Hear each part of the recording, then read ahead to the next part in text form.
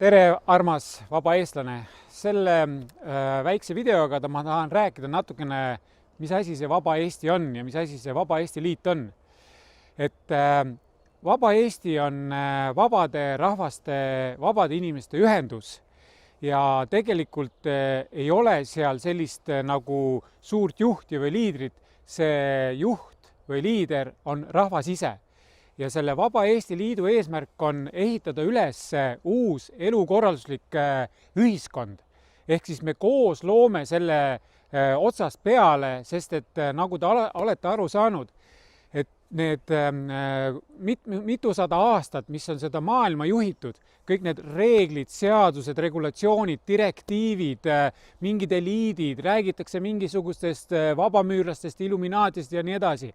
Ehk te olete näinud, et see ei ole viinud inimesi õnneni, harmooniani, armastuseni, võrdsuseni. Meil on ülirikkad, siis on natukene rikkaid ja tegelikult on ülejäänud rahvas on kõik vaene. Et see aeg on nüüd möödas. Ja Vaba Eesti ongi selline liit, kus me koos ühiselt moodustame need uued elukorralduslikud reeglid. Väga paljud inimesed on nagu minu eest küsinud, et kas see on mingi sektiga tegemist. Ei ole sektiga tegemist.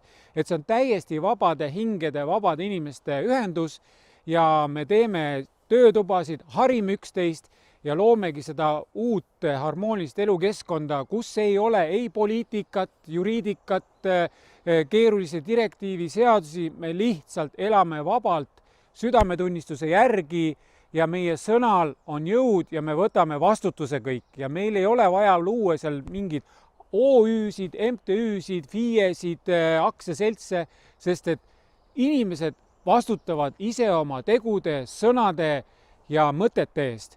Et nii lihtne see ongi ja me tahame luuagi lihtsalt iseorganiseeruvat vaba Eestit, vaba õnnelikku ühiskonda. Et see on see, mis ma tahtsin teile selle sõnumiga öelda, et ärge mõelge, et Veiko loob mingit sekti. Ei ole see sekt, see on vabade inimeste ühendust. Nii et külastage vabaeesti.ee kodulehte ja liituge ja saate osaleda uue ühiskonna taasloomises. Tänan teid tähelepanu eest, valgust ja aega teile kõigile!